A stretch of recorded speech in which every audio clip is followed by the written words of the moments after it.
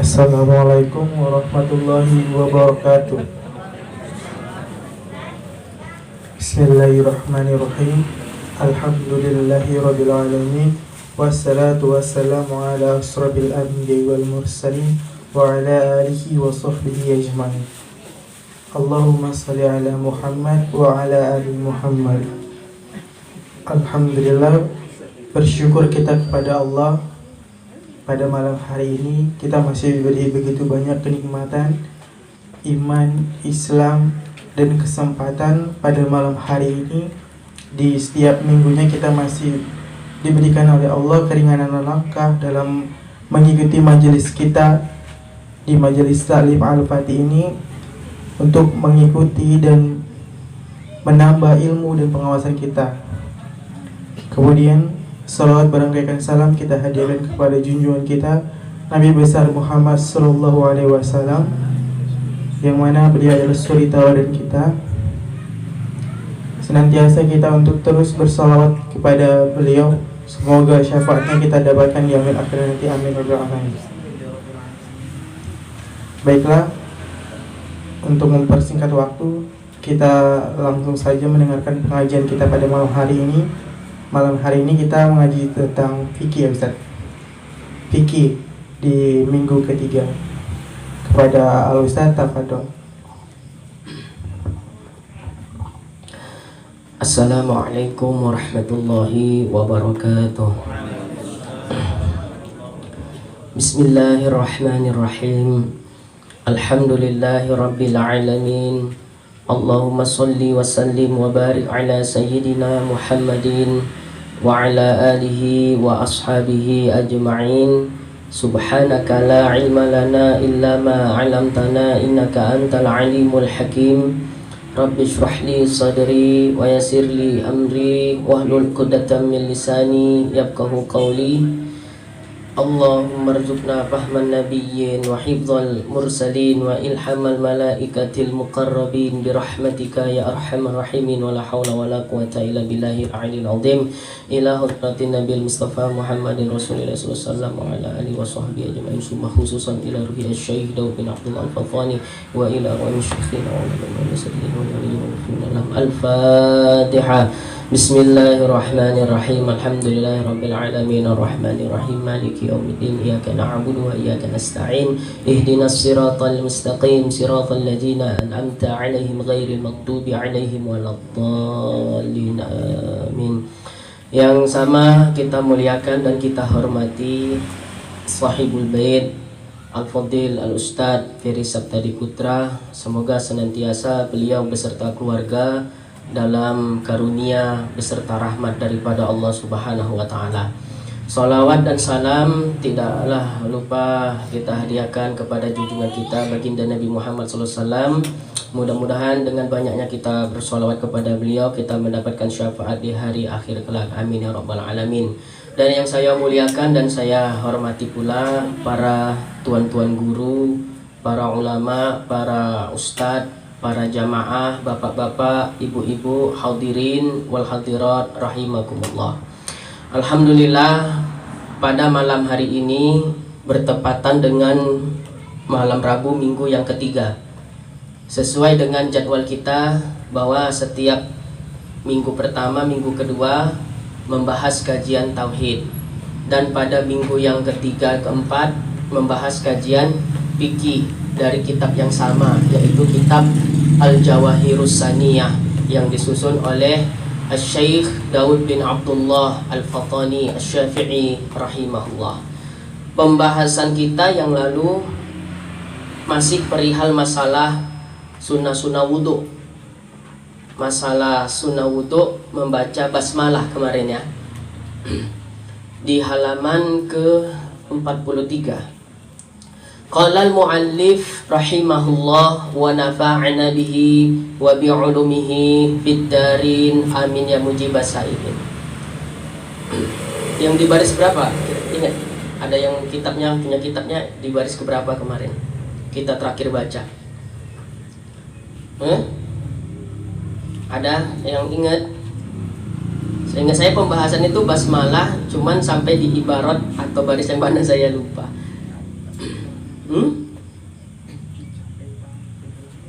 Ya. Ada yang ingat? Pokoknya pembahasan kita terakhir itu sunnah wudhu.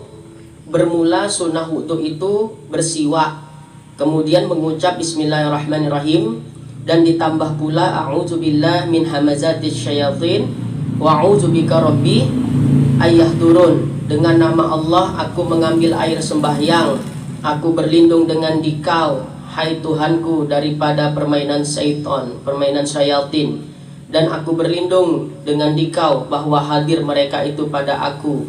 Maka hendaklah disertakan niat pada permulaan membasuh dua tangannya, kemudian disebut lafaz niat yang tersebut dahulu dan dikekalkan niat pada hatinya hingga membasuh mukanya. Maka jika ditinggalkan mengucap tasmiyah pada awalnya, maka hendaklah didatangkan dia belum selesai wuduknya dan berkata bismillahi fi awwalihi wa akhirihi, seperti pada makan dan minum.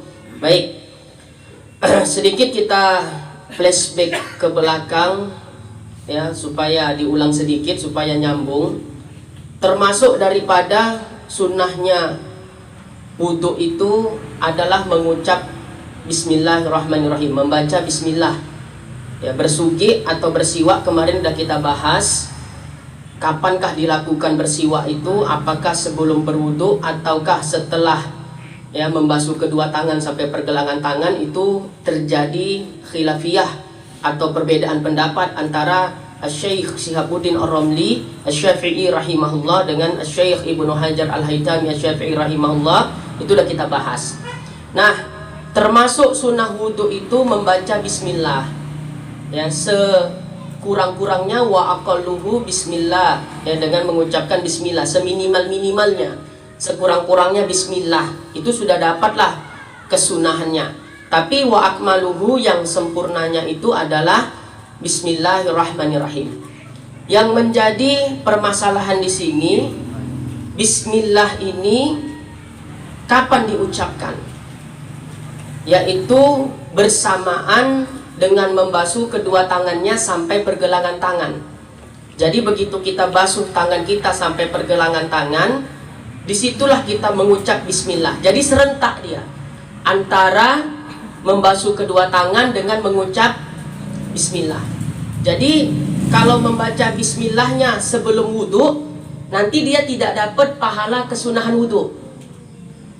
Maka tempat disunahkannya membaca basmalah ketika berwudhu yaitu di saat membasuh kedua tangan sampai pergelangan tangan serentak. Nah, dalam satu waktu tersebut, dalam satu waktu bersamaan, ada 3 perbuatan yang sunnah dilakukan secara bersamaan. Lisan mengucap bismillah, anggota tubuh membasuh kedua tangan sampai pergelangan tangan, hati berniat mengerjakan sunnah wudhu. Itu sudah saya bahas kemarin kan ya, untuk mengingatkan kembali. Nah, jadi ketika kita membasuh kedua tangan kita sampai pergelangan tangan, permulaan wudhu kan itu ya. Ibu-ibu kalau wudhu apa yang dulu dibasuh? Tangan. Jadi ketika ibu membasuh kedua tangan itu sampai pergelangan tangan, lisan mengucap bismillahirrahmanirrahim, hati berniat sengaja aku mengerjakan sunnah wudhu. Kenapa demikian? Karena wudhu itu ada namanya awalul hakiki, ada namanya awalul nisbi.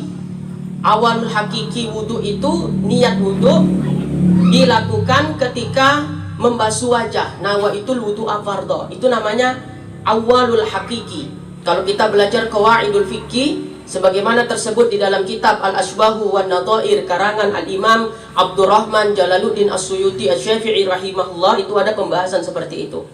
Nah, syarat untuk mendapatkan kesunahan wudhu, sunah-sunah wudhu kan banyak.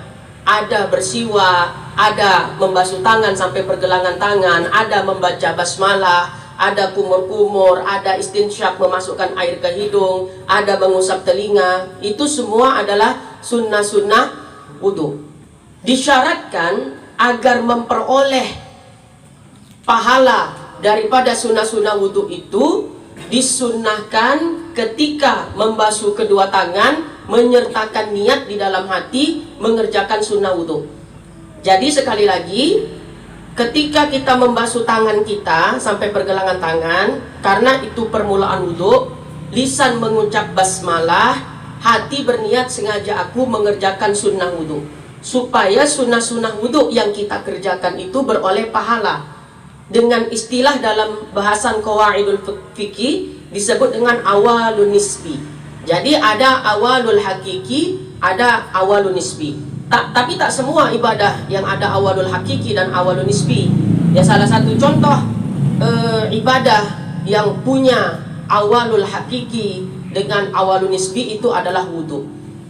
Jadi kalau ada orang yang berwudhu, dikala dia membasuh kedua tangannya sampai pergelangan tangan tadi, tidak menyertakan mengerjakan sunnah wudhu di dalam hati, tidak berniat mengerjakan sunnah wudhu di dalam hati, maka dia tidak beroleh sunnah-sunnah wudhu itu.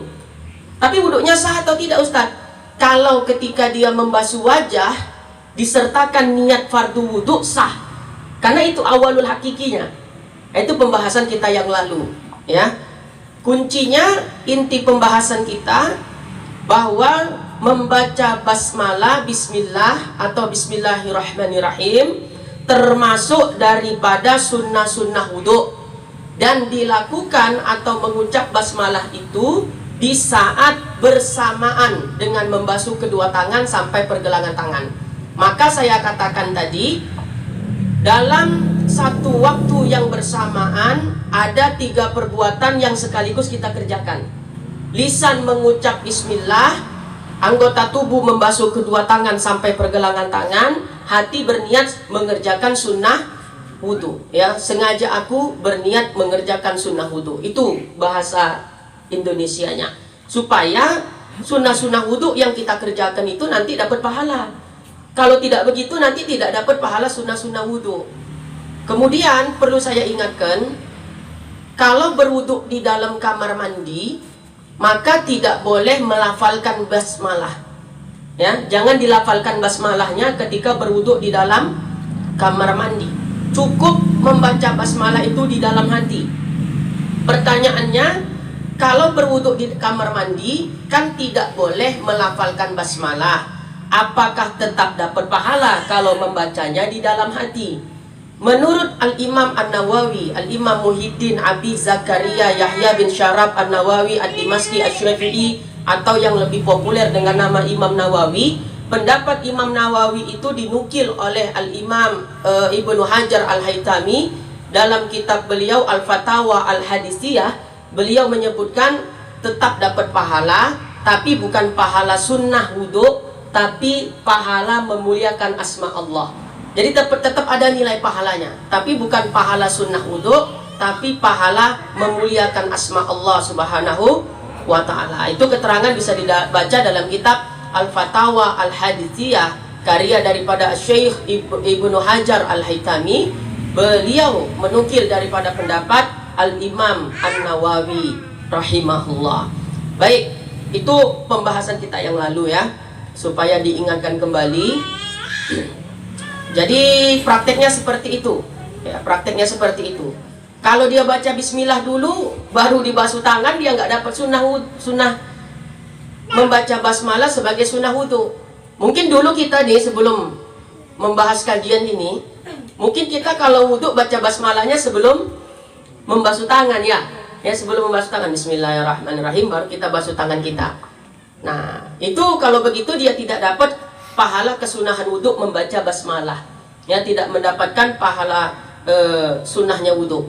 Baik, jadi caranya bagaimana tadi? Membaca basmalah bersamaan dengan membasuh kedua tangan sampai pergelangan tangan, lisan membaca basmalah, anggota tubuh membasuh pergelangan tangannya, ya, membasuh tangan sampai pergelangan tangannya, hati berniat sengaja mengerjakan sunnah wudhu. Jadi dalam satu waktu yang bersamaan dilakukanlah 3 perbuatan sekaligus, qauli, fi'li, dan qalbi.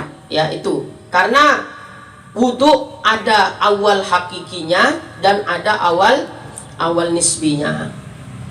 Nah, kemudian bila terlupa mengucap tasmiyah, tasmiyah itu bismillah, bismillah itu istilahnya tasmiyah. Pada awal wudhu, misalnya tadi, ketika kita basuh tangan kita sampai pergelangan tangan, kita terlupa membaca bismillah. Bolehkah membaca bismillah di tengah-tengah wudhu? Selama wudhunya belum selesai, itu dibolehkan. Misalnya kita sudah sampai membasuh kaki, tapi baru kaki kanan yang kita basuh, tinggal kaki kiri. Berarti wudhunya selesai belum tuh?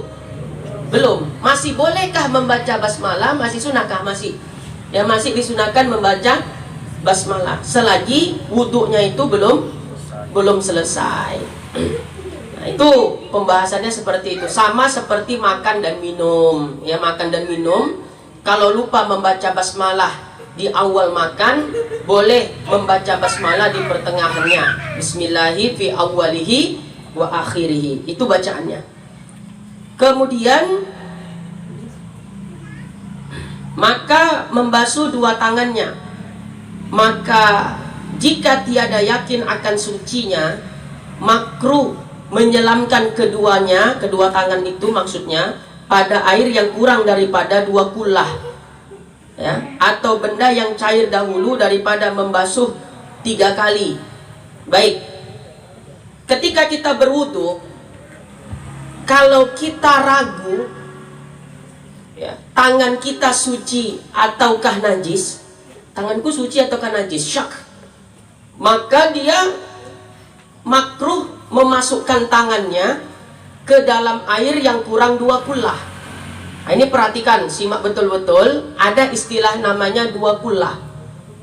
2 kullah itu, ya, kalau dia model bak mandi persegi 4, biasa bak mandi kan petak, ya, bak mandi biasanya petak. Air 2 kullah itu air yang berada pada bak mandi, yang panjang bak mandinya itu 60 cm, lebarnya bak mandi 60 cm, dalamnya, ya, bak mandi itu 60 cm, air terisi penuh, itulah yang dikatakan air 2 kullah. Jadi kalau ditanya air 2 kullah itu berapa, Ustaz? Air yang berada pada bak mandi, yang panjang bak mandinya 60 cm, lebarnya 60 cm, dalamnya 60 cm, airnya terisi penuh, maka itulah air 2 kullah. Kalau berada pada wadah yang bentuknya persegi 4. Kalau di dalam wadah yang bulat seperti ember, ya, seperti ember bulat, maka lingkarannya itu air 2 kullah itu, ya, lingkarnya ini panjangnya 1,5 hasta, lebarnya 1 hasta, itu ujung jari sampai siku ini 1 hasta. Jadi lingkaran embernya itu, ya, ini kan kalau lingkaran ember seperti ini bulatnya, ya. Nah, ini dari satu sisi ke sisi ini lebarnya 1,5 hasta, dalamnya itu 3 hasta, ya. Kedalaman ember itu 3 hasta. Nah, itulah air yang dikatakan dengan air 2 kullah. Berarti kalau kita berwudu menggunakan ember kecil yang kita biasa gunakan untuk timba, biasa kan kecil itu embernya, hitam. Kira-kira 2 kullah atau tidak itu airnya? Tidak sampai 2 kullah. Nah, kalau berwudu di dalam, menggunakan air yang airnya kurang 2 kullah, kalau kita ragu tentang tangan kita suci ataukah najis, maka makruh, ya, mencelupkan telapak tangan kita ke dalam air yang kurang 2 kullah tadi. Tapi kalau kita yakin tangan kita suci, tidak bernajis, maka tidak dimakruhkan, ya, menyelamkan atau mencelupkan tangan kita ke dalam air yang kurang 2 kullah itu.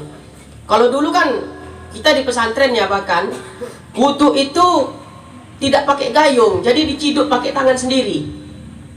Ya, pernah lihat nggak wudu model begitu? Ini bak mandi besar, ya, bak mandi besar, rame-rame gitu kadang wudunya, nggak pakai gayung, ya, ciduk pakai air tangan sendiri, ya, seperti kita wuduk di sungai. Bisa ya terbayangkan kira-kira ya. Nah kalau model wuduknya seperti itu, kalau airnya kurang 2 kullah, berlaku hukum ini tadi. Makanya nanti pada pembahasan macam-macam air, di sini insya Allah ada kayaknya ya pembahasan air, ada namanya niatul iktirab. Tentang pembahasan air mustakmal, ada nanti namanya niatul iktirab. Niat menciduk air pada air yang kurang 2 kullah supaya tidak jadi mustakmal. Tapi itu nantilah. Ya mungkin ustadz-ustadz yang hadir di sini udah familiar tentang istilah air mustakmal dengan niatul iktirab. Dan insya Allah itu nanti pembahasannya kita bahas di lain waktu kalau memang sudah masuk kepada pembahasannya. Jadi pahami terlebih dahulu air 2 kullah itu seberapa ukurannya tadi. Kalau pada bak mandi panjangnya 60 cm, lebarnya 60 cm, dalamnya 60 cm. Itulah air 2 kullah. Ustadz, bak mandi di rumah saya besar. Ya udah berarti lebih dari 2 kullah. Ya, paham ya? Nah, ini berapa nih kira-kira? Ada 60 cm nih panjangnya nih. Kurang lebih 60 cm lah ini ya. Ya kurang lebih panjangnya. Nah segininya. Ya 60 cm itu segini. Jadi kalau bak mandinya besar ya udah berarti airnya lebih dari 2 kullah. Itu tidak ada masalah, no problem. Yang jadi masalah tadi di sini di dalam kitab ini dikatakan, ya mana dia tadi? Maka membasuh 2 tangannya. Maka jika tiada yakin akan sucinya, makruh menyelamkan keduanya pada air yang kurang daripada 2 kullah atau benda yang cair dahulu, ya daripada membasuh 3 kali. Baik, itu yang saya jelaskan seperti itu. Kalau kita ragu tangan kita ini suci ataukah mutanajis, bernajis, maka memasukkan tangan kita ke dalam air yang kurang 2 kullah hukumnya makruh.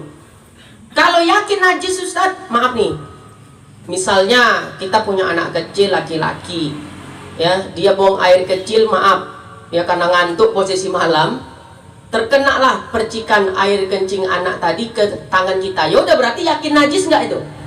Yakin najis tangan kita.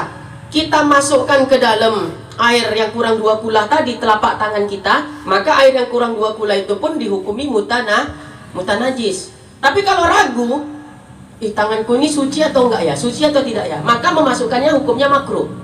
Ya tidak sampai haram, hukumnya adalah makruh.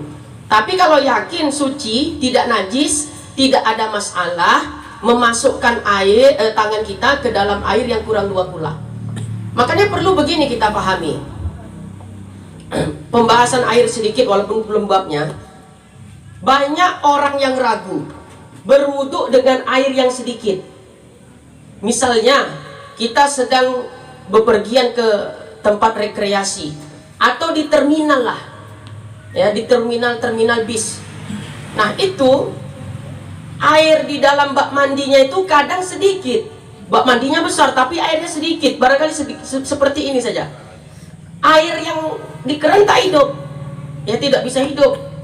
Bolehkah kita berwuduk dengan air sedikit tadi?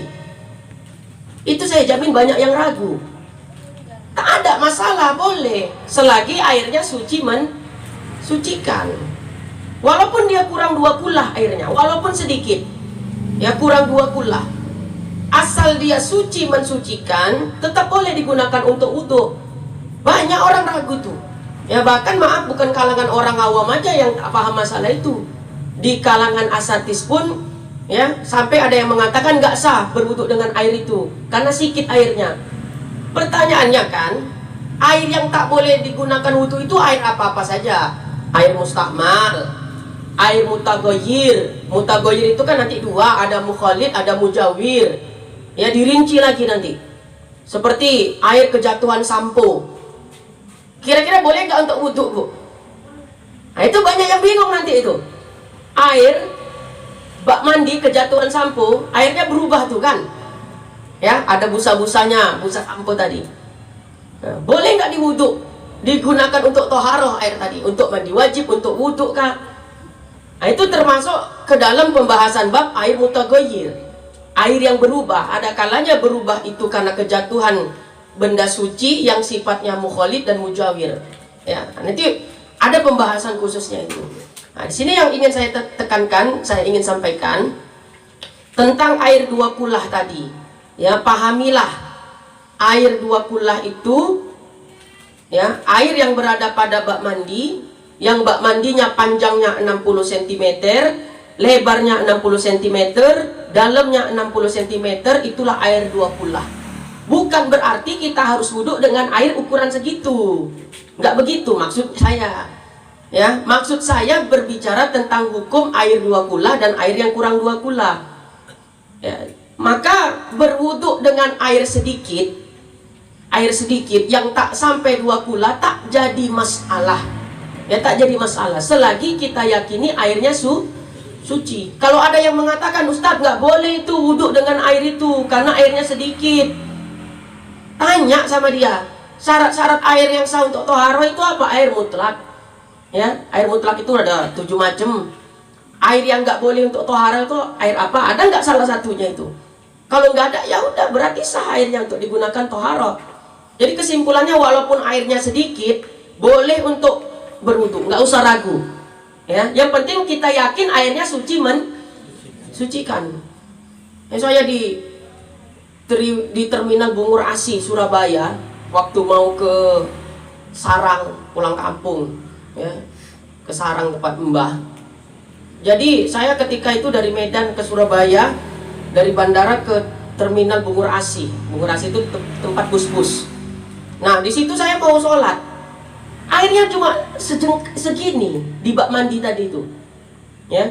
Muncul keraguan, airnya suci atau tidak? Kan ragu masih. Al-yakinu la yuzalu bisyak.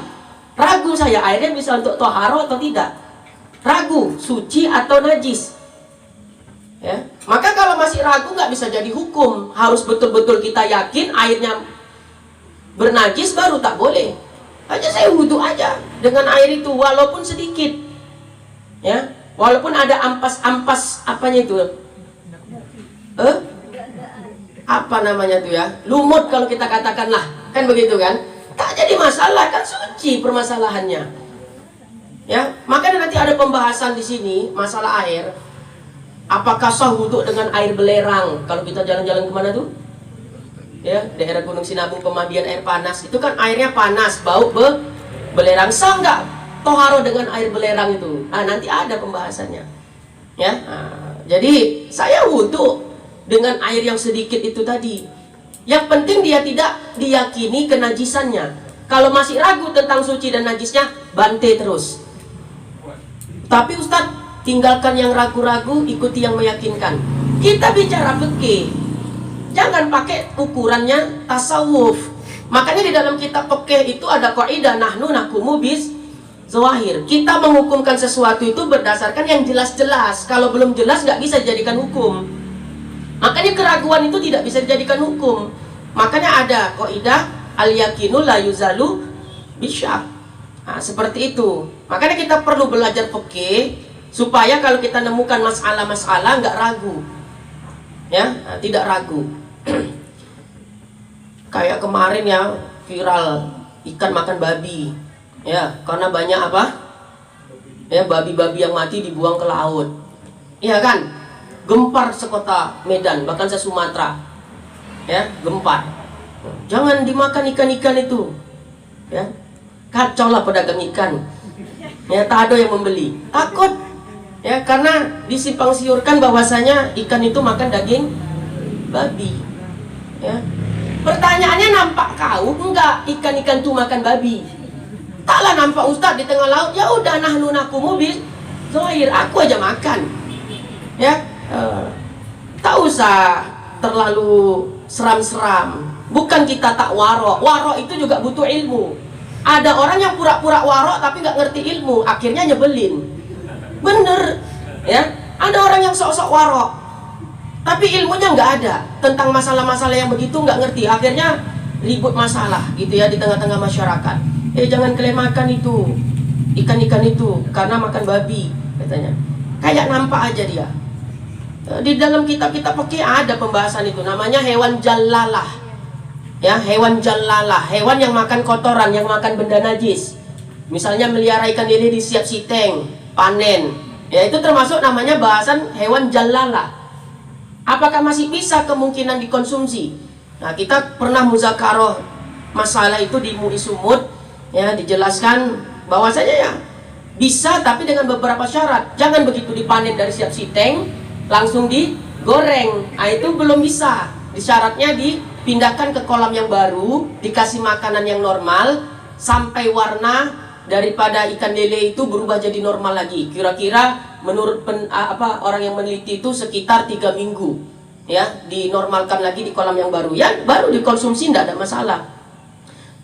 Termasuk saya baru beberapa hari lalu nyoba makan ikan lele. Saya nggak berani dari dulu, ya, nyoba-nyoba, ditakutin orang tua saya pula lagi, jangan makan ikan lele kau. Kenapa, Bu? Nah, itu dari siap siteng katanya. Sampai sekarang tak berani saya makan, baru kemarin nyoba, ya, itu pun di rumah makan yang saya tahu dia beli ikan lelenya memang original.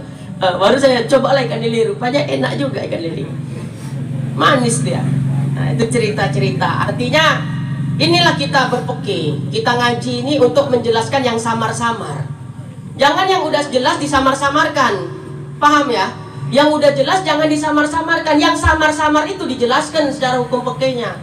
Nah, makanya kita harus ngaji, ya, ngaji di mana aja. Yang penting ahlus sunnah wal jamaah. Khair, kita lanjutlah kepada pembahasan kita. Nah, ketika mana tadi? Pada 3 kali maka hendaklah dibaca Allahumma inni as'alukal yumna wal barakata wa a'udzubika minas su'mi wal halakah.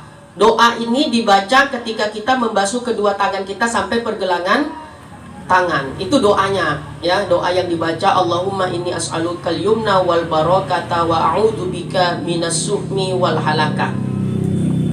Hai Tuhanku, bahwasanya aku memohonkan akan Dikau, ya, dan berkah, dan aku berlindung dengan Dikau daripada daripada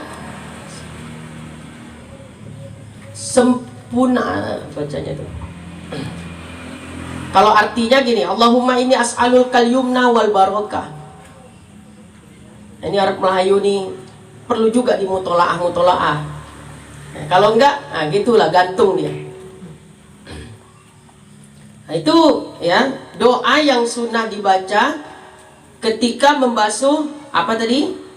Kedua tangan sampai pergelangan tangan. Allahumma inni as'alukal yumna wal barakata wa a'udzubika minas su'mi wal halaka. Nah, saya jamin ini dari 1000 orang 1 orang yang ngamalkan ini. Ya, ketika kita wudhu, kita basuh kedua tangan kita, ya, bismillahirrahmanirrahim. Niat dalam hati, sengajaku mengerjakan sunnah wudhu. Jarang ini yang baca doa-doa seperti ini. Allahumma inni as'alukal yumna wal barakata wa a'udzubika minas su'mi wal halaka. Itu dihafal-hafal ya kalau mau diamalkan. Nah, itu nanti dicek kembali itu ya pada pertemuan berikutnya itu. Baik, kemudian maka hendaklah berkumur-kumur. Termasuk sunnah wudhu ini kumur-kumur. Dan sunnah ia mubalaghah, yakni menghinggakan dia melainkan orang yang puasa, dan makruh bersugi bagi orang yang puasa. Kemudian daripada gelincir matahari tiada sunnah baginya.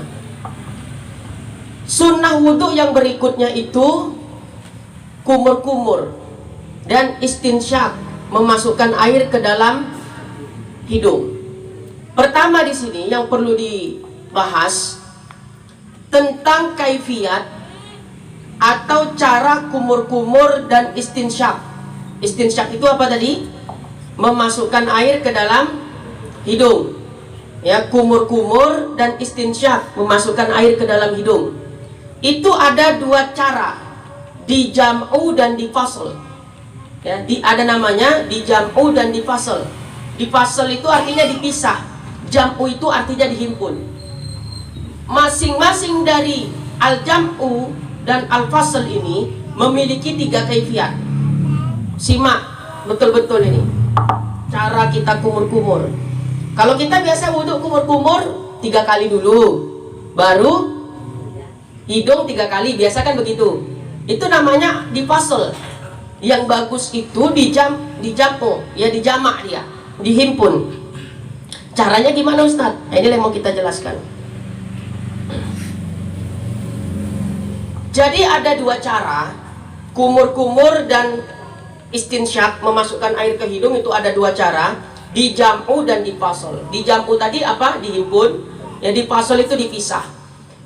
Dijamu itu ada tiga cara. Ya, yang pertama dikatakan di sini, dia kumur-kumur dan istinsyak dengan 3 kali cidukan. Kemudian kumur-kumur dari setiap darinya, kemudian istinsyak. Gini, menjamu caranya ada 3. Yang pertama dengan 3 kali cidukan. Cidukan itu maksudnya apa? Kalau kita misalnya berwuduk, kalau kita berwuduk pakai air keran, kan kita tampung begini ya, itu kan. Nah, satu tampungan itu maksudnya satu cidukan, nah itu istilahnya. Paham? Kalau pakai gayung, sekali gayung itulah namanya satu cidukan. Bisa ya? Nah, jadi dijamu itu cara yang pertama dengan 3 kali cidukan. Misalnya ini air keran kita tampung penuh, kemudian satu cidukan ini sekali untuk kumur-kumur, sekali untuk istinsyak. Ya, perhatikan ini air tadi, tampung penuh lah. Kemudian satu cidukan ini namanya kan? Ya, satu cidukan ini tadi. Satu cidukan ini kumur-kumur buang, sisanya itu baru masukkan ke hidung. Disedot kalau lebih bagusnya sampai ke apa namanya? Rongga-rongga hidung. Memang agak pedih dia. Ya, tapi sunnah itu. Ya, baru nanti istinsar dikeluarkan air tadi.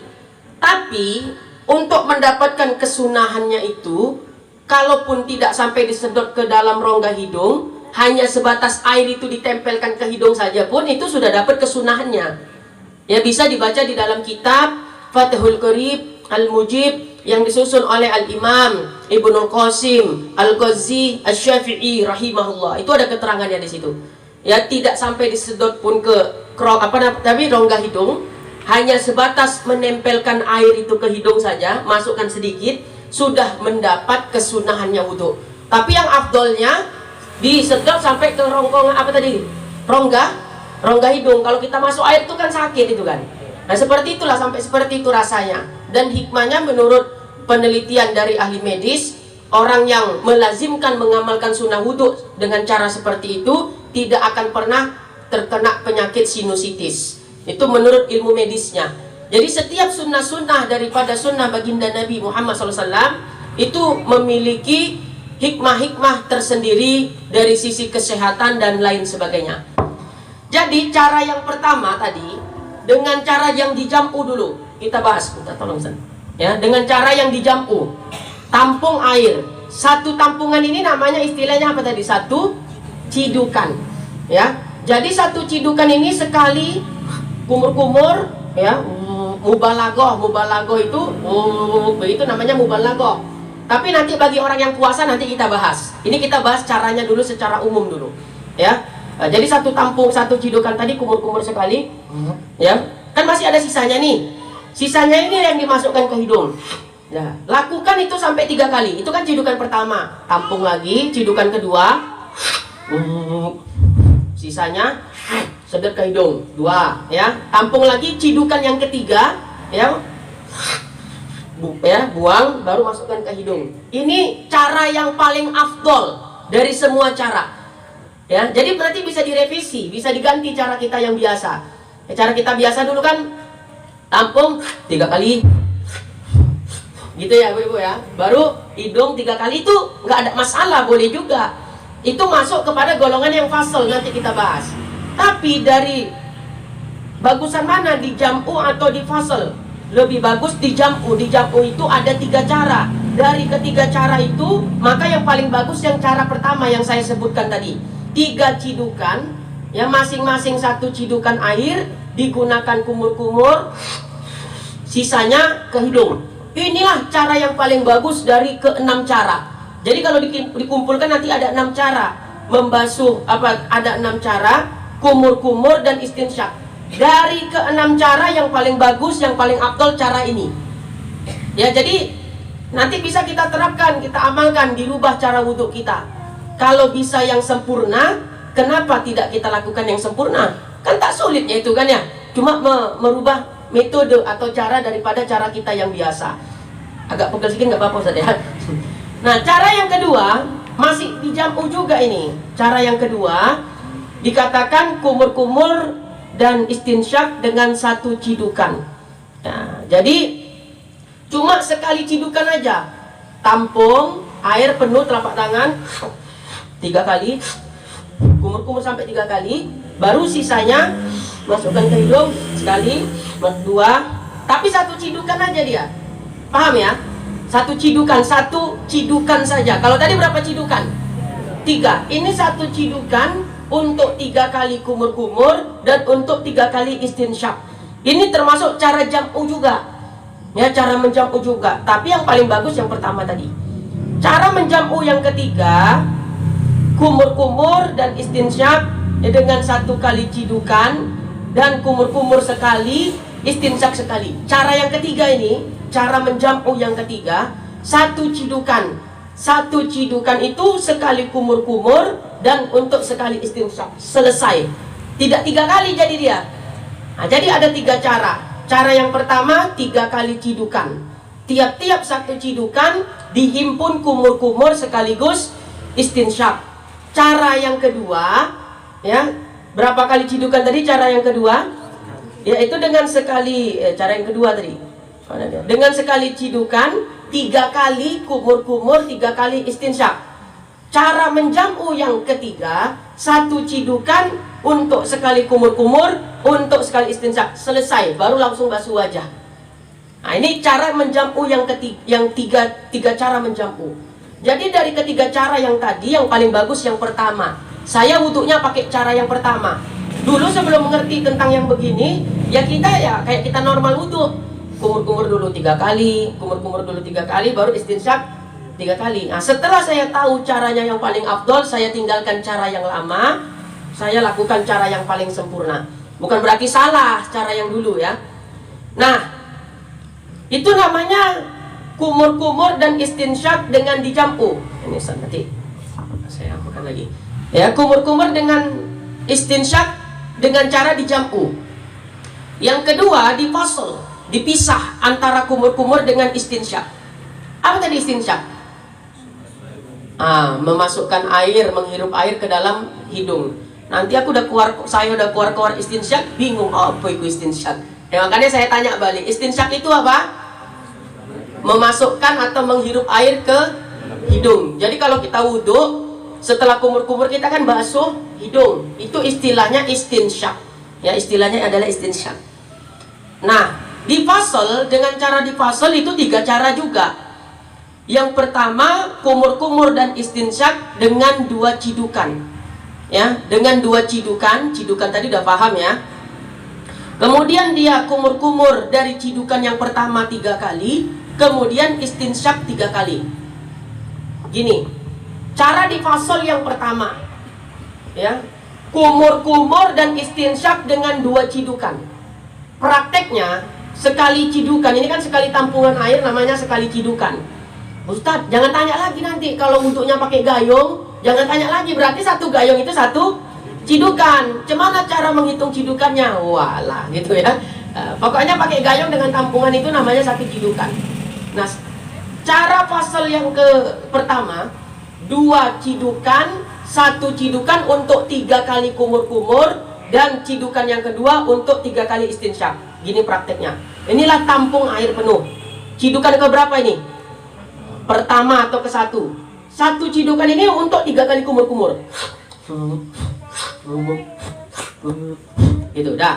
Selesai, habis cidukan pertama. Tampung lagi air, ini cidukan ke berapa? Kedua. Cidukan kedua ini untuk basuh hidung 3 kali. 1, 2, 3. 2 cidukan, 1 cidukan 3 kali kumur-kumur, cidukan kedua 3 kali istinsyak. Ini cara fasl yang paling bagus. Kedua, cara memfasl yang kedua, kumur-kumur dan istinsyak dengan 6 kali cidukan. Ya, masing-masing 1 cidukan, 1 kali kumur-kumur, kemudian istinsak yang lainnya. Nah, ini yang biasa kita praktekkan. Ya, 6 kali cidukan. Kumur-kumur dulu 3 kali. Kau udah cidukan 3 cidukan itu. Setelah itu istinsyak 3 kali. Tampung lagi air 2. Jumlahnya jadi 6. Ini yang biasa kita lakukan, ini cara fase yang kedua. Kemudian cara fase yang ketiga, ya, bahwasanya kumur-kumur dan istinsak dengan 3 kali cidukan, tapi diselang-seling. Cidukan pertama kumur-kumur 1, tampung cidukan kedua hidung 2. Paham? Cidukan ketiga kumur-kumur lagi, selesai. Cidukan keempat hidung, ya. Cidukan kelima kumur-kumur, cidukan keenam hidung. Nah, ini cara fase yang ketiga. Jadi cara membasuh, ya, cara kumur-kumur dan istinsyak di dalam wudhu secara umum terbagi 2, di jam'u dan di fasl. Masing-masing dari di jam'u dan di fasl itu masing-masing memiliki 3 cara, ya, memiliki 3 cara. Yang paling bagus di jam'u dengan cara yang pertama, yaitu dengan 3 kali cidukan, masing-masing 1 cidukan untuk kumur-kumur sekaligus istinsyak. Paham ya? Nanti kalau kurang jelas, ya, bisa lihat rekaman ulangnya di live streaming. Contoh-contohnya kalau lebih kurang jelas seperti itu. Nah, baik. Itu tentang apa tadi? Bahasan daripada mat madhah dan istinsyak. Mat madhah itu kumur-kumur, istinsyak memasukkan air ke dalam rongga hidung. Bisa dibaca di dalam kitab lebih jelas Hasyiah Al-Bajuri, karya daripada Asy-Syaikh Ibrahim Al-Bajuri Asy-Syafi'i rahimahullah, pada jilid yang pertama, ya, kitab Hasyiah Al-Bajuri. Itu keterangannya jelas mendetail. Baik. Kemudian dikatakan kumur-kumur itu sunnah mubalaghah. Mubalaghah tadi sampai tahu ya, itu mubalaghah. Sunnah sampai seperti itu. Melainkan orang yang puasa, ya. Jadi kalau orang yang puasa makruh mubalaghah. Ini perlu saya jelaskan sejelas-jelasnya. Ketika kita berpuasa, puasa Ramadan misalnya, banyak orang yang berwudu tidak kumur-kumur dan tidak istinsyak. Kenapa? Karena takut batal puasanya, katanya. Ya kan? Banyak tuh ketika puasa Ramadan, sholat zuhur misalnya atau sholat asar, ketika wudu, kenapa nggak kumur-kumur pak? Dilewatkannya aja, langsung dia basuh muka. Kenapa? Karena kurang paham kita tentang permasalahan ini. Begini, kumur-kumur, mat madhah kumur-kumur, dan istinsyak memasukkan air ke hidung, termasuk daripada sunnah-sunnahnya wudhu. Artinya, walaupun kita dalam kondisi berpuasa, tetap disunahkan kumur-kumur dan istinsyak. Paham? Walaupun dalam kondisi berpuasa, tetap disunahkan, kalau kita berwudu tetap disunahkan untuk kumur-kumur dan istinsyak. Tapi jangan sampai mubalaghah. Artinya kalau kita puasa kumur-kumur, sekedar memasukkan air ke mulut aja, ngambil sunnahnya. Jangan, ya. Itu namanya mubalaghah, makruh kalau kita puasa. Ketika mubalaghah itu, kayaknya lepas daging rendang yang subuh sahur tadi, ya, ditelan dia batal. Nah, jadi perlu diperhatikan mubalaghahnya, bukan ditinggalkan keseluruhannya. Ya, saya sampaikan sekali lagi, walau dalam kondisi kita berpuasa, ketika kita berwudu tetap disunahkan untuk kumur-kumur dan istinsyak. Ya, jangan ditinggalkan karena itu sunnahnya wudu. Hanya saja yang perlu kita jaga apa? Jangan sampai mubalaghah. Paham? Jangan sampai mubalaghah. Cukup sekedar masukkan air ke mulut, begitu saja. Jangan masukkan air ke mulut. Nah, itulah yang mubalaghah, makruh puasanya. Paham ya? Tetap ketika puasa berwudu, tetap kumur-kumur tetap istinsyak. Yang penting jangan mubalaghah. Kalau dia mubalaghah tertelan airnya sedikit, batal puasa. Nah, ini makanya kadang sampai ada begini, ya, tiap puasa ketika wudhu dia, saya perhatikan kok nggak kumur-kumur, kok nggak istinsyak, gitu ya, kok nggak kumur-kumur, kok nggak istinsyak. Saya tanya, beranikan, karena gitu, saya kalau aneh melihat sesuatu, saya nanya dulu supaya dapat kejelasan. Kalau kita kan nggak lihat yang aneh langsung, oh ini aliran sesat kayaknya nih. Beginilah contoh misal, saya pernah ngalami secara diri pribadi saya, membaca Al-Fatihah di dalam sholat kan wajib, walaupun kita jadi makmum. Pada waktu itu saya jadi muazin, sholat maghrib, saya azan, saya qomat. Berarti saya sholat di awal ikut bersama imam. Sholat maghrib berapa rakaat? 3. Di rakaat pertama karena enak betul bacaan imamnya, lupa saya baca Fatihah. Begitu rakaat kedua baru saya sadar, dalam hati lah ya, jangan diucapkan. Ya baru teringat ya, lupa lah saya baca Fatihah rakaat pertama tadi. Terdetak di dalam hati. Memang betul-betul lupa. Kalau lupa membaca Al-Fatihah, teringat di rakaat setelahnya, ya seperti rakaat kedua, maka ketika imam salam, wajib si makmum berdiri kembali, menambah 1 rakaat sebagai ganti dari rakaat yang dia tidak membaca Fatihah. Jadi begitu imam salam, saya berdiri.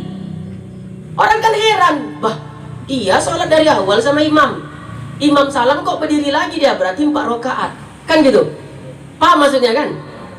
Nah, diperhatikanlah oleh jemaah-jemaah yang lain, kayaknya udah aneh nih si Mitra nih, pengajiannya udah sesat katanya, sholat maghrib 4 rakaat.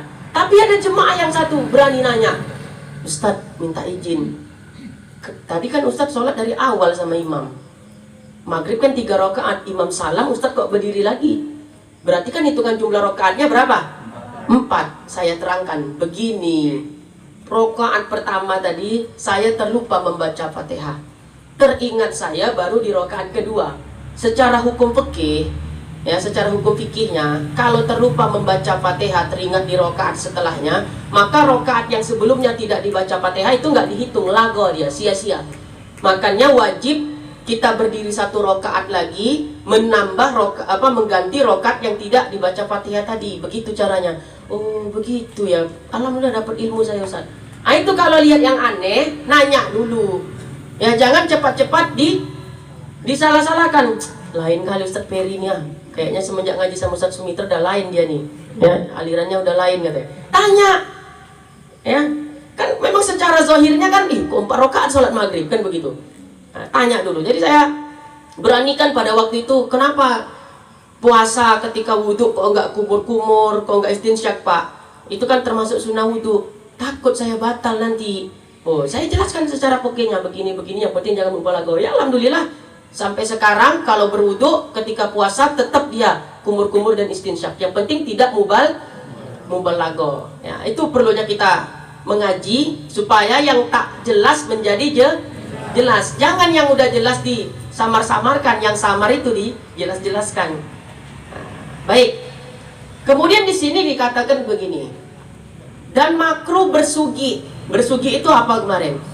Bersiwak bagi orang yang puasa kemudian daripada gelincir matahari. Tiada sunnah baginya. Bersiwak dengan gosok gigi itu sama. Ya, bersiwak atau dengan gosok gigi itu sama.